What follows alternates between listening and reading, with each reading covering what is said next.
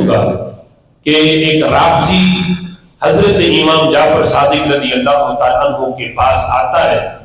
اور آ کے حضرت علی رضی اللہ تعالیٰ عنہ کی افضلیت کے دلائل دیتا ہے،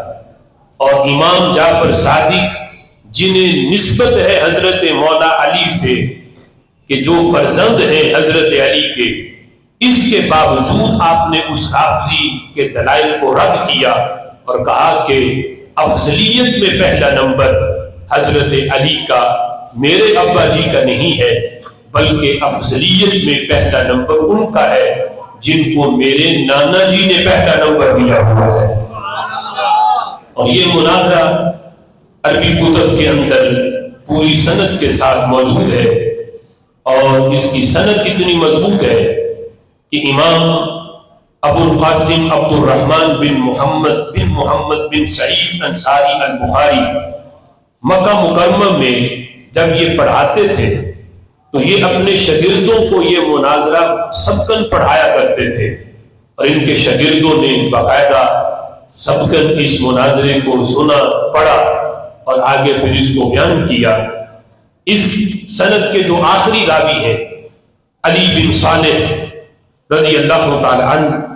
وہ کہتے ہیں جاء رجل من الرافضہ الى جعفر ابن محمد الصادق، ایک رافضی امام جعفر صادق رضی اللہ تعالیٰ عنہ کے پاس آیا، آ کے اس نے یہ کہا یا ابن رسول اللہ صلی اللہ علیہ وسلم من خیر الناس بعد رسول اللہ، یہ بتاؤ اے رسول اللہ کے بیٹے، اے رسول اللہ کے شہزادے، یہ بتاؤ کہ حضور کے بعد پوری امت میں سب سے پہلا نمبر کس کا ہے، لوگوں میں سب سے بہتر افضلیت کے لحاظ سے کس ہستی کا نمبر ہے؟ اب امام جعفر صادق رضی اللہ تعالیٰ عنہ سے جب یہ پوچھا گیا تو قال امام جعفر صادق رضی اللہ تعالیٰ عنہ نے کہا ہوا ابو بکر صدیق رضی اللہ تعالیٰ عنہ۔ نبی پاک علیہ الصلوۃ والسلام کے بعد پوری انسانیت میں جس ہستی کا پہلا نمبر ہے اسے صدیق اکبر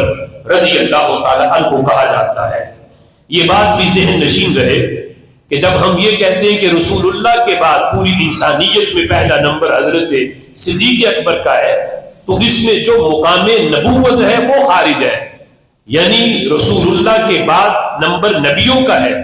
اور پھر نبیوں کے بعد نبیوں کے علاوہ بشریت میں سب سے پہلا نمبر حضرت صدیق اکبر رضی اللہ تعالیٰ عنہ کا ہے۔ اس سے ہرگز کوئی یہ معنی مفہوم نہ نکالے کہ معاذ اللہ ہم حضرت صدیق اکبر کو نبیوں سے بڑھ کر مانتے ہیں۔ مقام نبوت سے کے بعد، مقام رسالت کے بعد